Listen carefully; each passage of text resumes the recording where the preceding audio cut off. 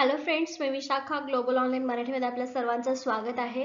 आजच्या सेशनमध्ये महाराष्ट्र सेट 2023 साठी पेपर 1चं प्रिपरेशन करायचं आहे. युनिट आहे हायर एज्युकेशन सिस्टीम, उच्च शिक्षण प्रणाली. या युनिटवरचे MCQ प्रॅक्टिस आपण करणार आहोत. प्रॅक्टिसचा हा चौथा पार्ट आहे. ऑलरेडी 3 पार्ट कंप्लीट केलेले आहेत आपण हायर एज्युकेशन सिस्टीम या युनिटवरचे. सेशन स्टार्ट करण्यापूर्वी एक इम्पॉर्टंट सूचना किंवा संधी आहे त्या स्टुडंटसाठी जे स्टुडंट्स यावर्षीची एक्झाम टार्गेट करतायत, जी होणार आहे 26 मार्चला. या एक्झामला टार्गेट करत आम्ही एक टेस्ट सिरीज लॉन्च करत आहोत, स्पेशली MS सेट 2023 पेपर 1 साठी, ज्यामध्ये तुम्हाला मिळणार आहे 50 टेस्ट. डेली एक टेस्ट होईल संध्याकाळी 6 वाजता आणि 7 वाजेपर्यंत तुम्ही ती सॉल्व्ह करू शकता. यामुळे टेस्ट सिरीजमुळे तुमची पेपर 1 ची पूर्ण प्रॅक्टिस होणार आहे. सेम टेस्ट मध्ये तुम्हाला तुमचा स्कोर समजेल आणि सोल्युशन सुद्धा मिळतील. एका टेस्ट मध्ये 50 क्वेश्चन्सची प्रॅक्टिस तुमची होणार आहे.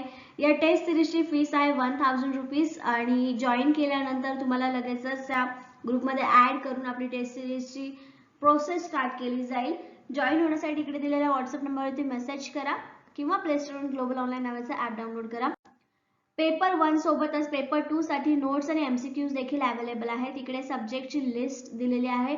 या लिस्ट मधून तुमचा जो सब्जेक्ट असेल त्या सब्जेक्टसाठी नोट्स आणि MCQ आम्ही अवेलेबल केलेले आहेत, ज्याची फीस आहे 1600 रुपीज आणि डिस्काउंट सुद्धा आम्ही त्याच्यावर 20% देत आहोत. आफ्टर डिस्काउंट या कोर्सची किंवा या पॅकेजची फीस जी आहे ती 1280 रुपये होते. सेम प्रोसिजर आहे. दिलेल्या व्हॉट्सअप नंबरवरती मेसेज करा किंवा प्ले स्टोरवरून ऍप डाउनलोड करा आणि लगेचच आपल्या अभ्यासाला स्टार्ट करा. हार्डली आपल्याकडे 2 महिन्यापेक्षाही कमी दिवस शिल्लक राहिले, त्यासाठी नोट्स आणि MCQs तुम्हाला हेल्प करू शकतात प्रिपरेशनसाठी.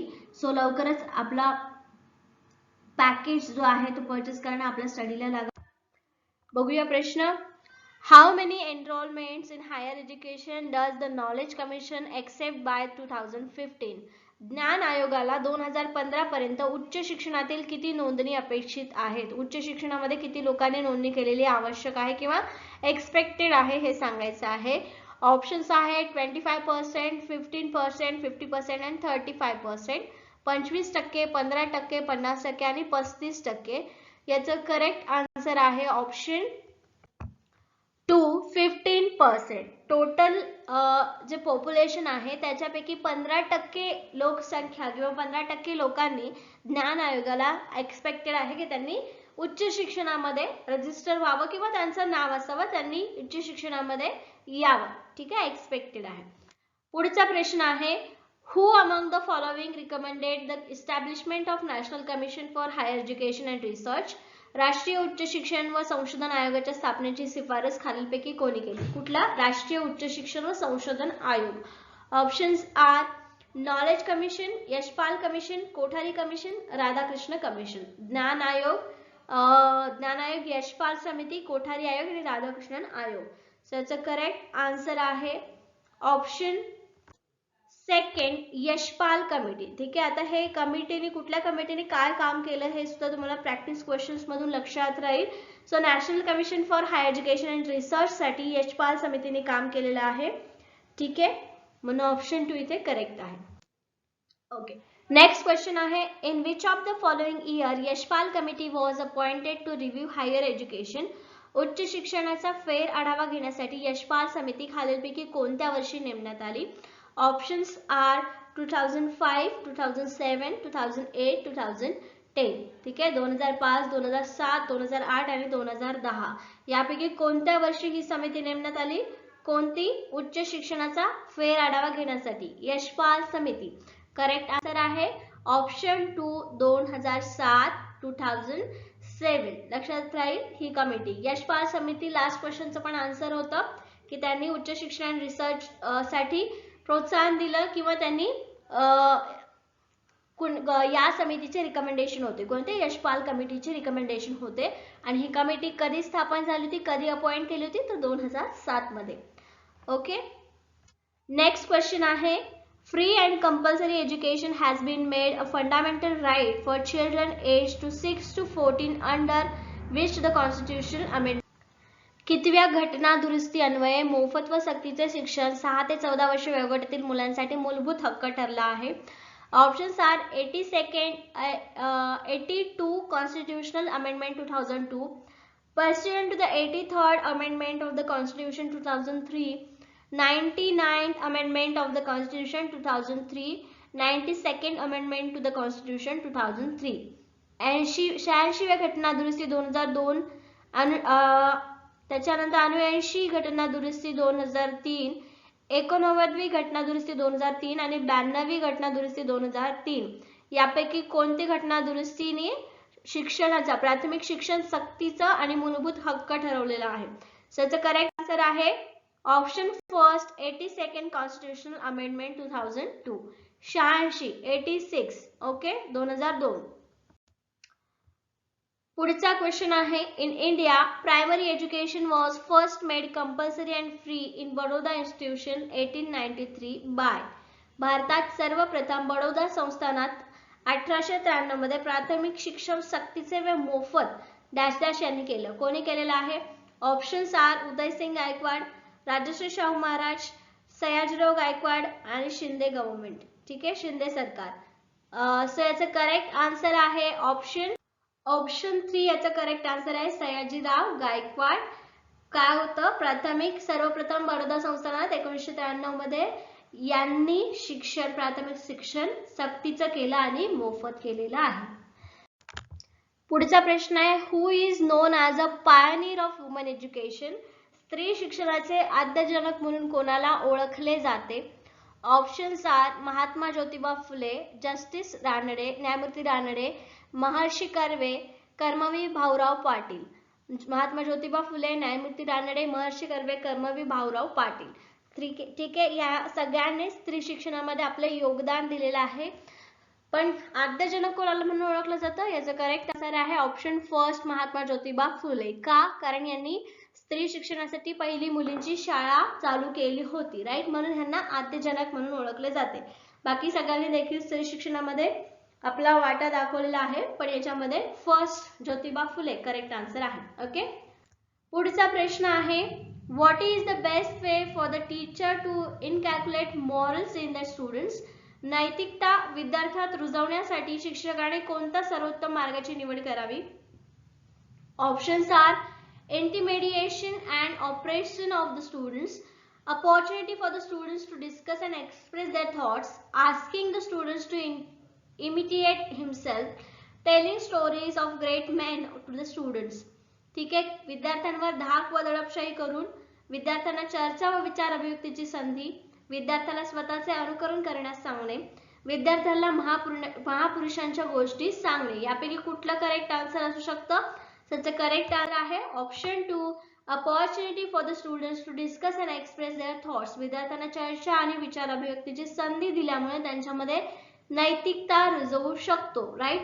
कारण जिथे त्यांचे विचार चुकतात तिथे शिक्षक त्यांना हेल्प करू शकतो विचार त्यांना बदलण्यासाठी किंवा नैतिकता त्यांच्यामध्ये आणण्यासाठी, म्हणून ऑप्शन 2 याचं करेक्ट आन्सर आहे. ओके, पुढचा प्रश्न आहे doctor the Sampurnanand committee made recommendation in this regards. Doctor Sampurnanand समितीने डॅश डॅश याबाबत शिफारशी केल्या आहेत. कोणत्या केलेल्या आहेत? ऑप्शन्स आर त्रिभाषा सूत्राचा विकास, भारतात मूल्यमापन पद्धतीचा पुनर्रचनेबाबत, त्याच्यानंतर आपल्या समाजातील भावनिक एकात्मता आणि भारतात प्रौढ शिक्षण योजना राबवण्याबाबत. डेव्हलपमेंट ऑफ त्रिभाषा सूत्र, regarding restructuring of the assessment system in India, emotional integration in our society, regarding implementation of adult education scheme in India. So याच्यातलं करेक्ट आन्सर काय आहे? करेक्ट आन्सर आहे option 3 emotional integration in our society. आपल्या समाजातील भावनिक एकात्मता याबाबत या संपूर्णानंद समितीने वेगळ्या शिफारसी केलेल्या आहेत. ठीक आहे, असाइनमेंट किंवा याच्याबद्दल तुम्हाला थोडं आणखीन वाचायला मिळालं तर नक्की वाचा. म्हणजे जर ही शिफारस कुठल्या कमिटीने केल्या असा क्वेश्चन आला तर तुम्हाला त्याचा आन्सर देता येईल. ओके, पुढचा प्रश्न आहे what is the true meaning of guiding principles of equality of educational opportunity in the constitutions. शैक्षणिक संधीची समानता या संविधानातील मार्गदर्शक तत्वाचा खरा अर्थ काय? Options more concession to weaker section of the society, त्याच्यानंतर education according to ability and attitude, then universalization of education, educational concession or facility without any conditions. ठीक आहे, मराठीमध्ये ऑप्शन्स आहेत समाजातील दुर्बल घटकांना जास्त सवलती, क्षमता व अभियोग्यता यानुसार शिक्षण, शिक्षणाचे सार्वत्रिकरण आणि कोणत्याही अटीविना शैक्षणिक सवलती किंवा सुविधा. सो याचं करेक्ट आन्सर काय आहे? करेक्ट आन्सर आहे ऑप्शन फर्स्ट. ठीक आहे, दुर्बल घटक आहे ज्यांना शिक्षण मिळत नाही किंवा त्यांच्या परिस्थिती अभावी ते शिकत नाही, त्यांच्यासाठी कन्सेशन दिलं तरच ते शिक्षण घेऊ शकतात. म्हणून या मार्गदर्शक तत्वाचा खरा अर्थ असा आहे की दुर्बल घटकांना सवलती देणं. ठीक आहे, पुढचा प्रश्न आहे According to the National Education Policy 1986, the scheme was launched to provide education for all. 1986 च्या राष्ट्रीय शैक्षणिक धोरणानुसार योजना सर्वांसाठी शिक्षण देण्यासाठी सुरू केली. Options book scheme for all, chalk fruit campaign, chalk board campaign, evaluation plan, Jawaharlal Nehru education for all scheme. सर्वांसाठी पुस्तक योजना, खडू फळा मोहीम, मूल्यमापन योजना आणि जवाहर नेहरू सर्वांसाठी शिक्षण योजना. सो यापैकी करेक्ट आन्सर आहे, करेक्ट आन्सर आहे ऑप्शन 2 चॉकबोर्ड कॅम्पेन. ठीक आहे, खडू आणि फळा मोहीम हे सर्वांसाठी चालू केलं. कुठल्या पॉलिसीनुसार? 1986 च्या नॅशनल एज्युकेशन पॉलिसीनुसार. ठीक आहे, पुढचा प्रश्न आहे expenditure on education is dash dash. शिक्षणावर होणारा हा खर्च हा कसा आहे? Options are there is a productive cost, it is a future investment, not proportional to the wealth, provided by way of loan. ठीक आहे, उत्पादनक्षम खर्च असतो, भविष्यकालीन गुंतवणूक असतो, सांपत्तिक स्थितीच्या प्रमाणात नसतो, कर्ज रूपाने उपलब्ध केला जातो. याचं करेक्ट आन्सर काय आहे? शिक्षणावर होणारा खर्च म्हणजे काय आहे? It is a future investment. एज्युकेशनवर होणारा खर्च हा आपण इन्व्हेस्टमेंट म्हणून बोलतो, कारण त्याच्यानंतर त्याच्याच बेसिसवरती तुम्ही नंतर पैसे कमवता, राईट, आणि त्याच्यामधून मिळणारा इन्कम हा तुमचा रिटर्न असतो इन्व्हेस्टमेंटचा, म्हणून फ्युचर इन्व्हेस्टमेंट म्हटलं जातं. ठीक आहे, पुढचा प्रश्न आहे dash dash education is at the center has been specially mentioned in the National Education Policy 1986 as a subject of national priority. dash dash शिक्षण हे केंद्रस्थानी असून राष्ट्रीय प्राधान्य प्राप्त विषय म्हणून राष्ट्रीय शैक्षणिक धोरण 1986 मध्ये विशेष उल्लेख केलेला आहे. ऑप्शन्स आहेत कम्प्युटर, टेक्निकल, योगा आणि व्हॅल्यू. कुठल्या क्षेत्रामध्ये जास्त उल्लेख केलेला आहे? सो याचा करेक्ट आन्सर आहे ऑप्शन 4 व्हॅल्यू, मूल्य. ठीक आहे, प्राधान्य केंद्रस्थानी काय ठेवलेलं आहे? शिक्षणाच्या मूल्य, व्हॅल्यूज. ठीक आहे, व्हॅल्यूज जे मॉरल व्हॅल्यूज असतात त्या सगळ्यांना याच्यामध्ये आपण केंद्रस्थानी ठेवलेलं आहे. ओके, पुढचा प्रश्न आहे in which of the following it is mentioned that people cannot be educated unless women are educated. स्त्री शिक्षित असल्याशिवाय लोक शिक्षित असू शकत नाही असा उल्लेख खालीलपैकी कशात करण्यात आला आहे? Options are in the proposal of national policy education 1968, the United nations declaration on the elimination of discrimination against women 1967, then University Commission 1948-49 and the new National Policy on Education. शिक्षणाचे राष्ट्रीय धोरण, त्याच्यानंतर संयुक्त राष्ट्र संघाच्या स्त्रीविरोधी विभेदीकरणाचे धोरण काढून टाकणाऱ्या घोषणेत, विद्यापीठ आयोग की नवीन शिक्षणाच्या नवीन राष्ट्रीय धोरणामध्ये कशामध्ये असा उल्लेख केलेला आहे की स्त्री शिकली नाही तर सगळं शिक्षित होणार नाही असं केलेलं आहे. ठीक आहे, असा उल्लेख केलेला आहे. याचा करेक्ट आन्सर आहे ऑप्शन 3 युनिव्हर्सिटी कमिशन 1948-49. एक विद्यापीठ आयोग 1948 आणि 49 याच्यामध्ये हे मेन्शन केलेलं आहे. ठीक आहे, पुढचा प्रश्न आहे This educanist from Maharashtra has a fundamental contribution in establishment of organization NIEPA. महाराष्ट्रातील डॅश डॅश या शिक्षण तज्ञाचे निपा या संस्थेच्या स्थापनेत मौलिक योगदान आहे. कोणत्या शिक्षण तज्ञाचं या निपामध्ये जास्त कॉन्ट्रीब्युशन आहे? Options are Bhalchandra Mungekar, JP Naik, VV Chiplunkar आणि सुखदेव थोरात. ठीक आहे, सो याचं करेक्ट आन्सर आहे ऑप्शन 2 JP नाईक. ठीक आहे, निपा या संस्थेमध्ये जास्त योगदान किंवा मोलाचं योगदान कोणाचं आहे? JP नाईक यांचं आहे. Okay, correct answer option 2. पुढचा प्रश्न आहे when was the central board of secondary education establish? केंद्रीय माध्यमिक शिक्षण मंडळाची स्थापना केव्हा झाली? Options R 1953, 1962, 1967, 1973. 1953, 1962, 1967 आणि 1973. सो याचा करेक्ट आन्सर आहे ऑप्शन 2, 1962. 1962 मध्ये केंद्रीय माध्यमिक शिक्षण मंडळाची स्थापना झालेली आहे. ठीक आहे. Okay, that's it for today. आजच्या सेशन मध्ये आपण आपले प्रॅक्टिस क्वेश्चन्स कंप्लीट केलेले आहेत या युनिट वरचे.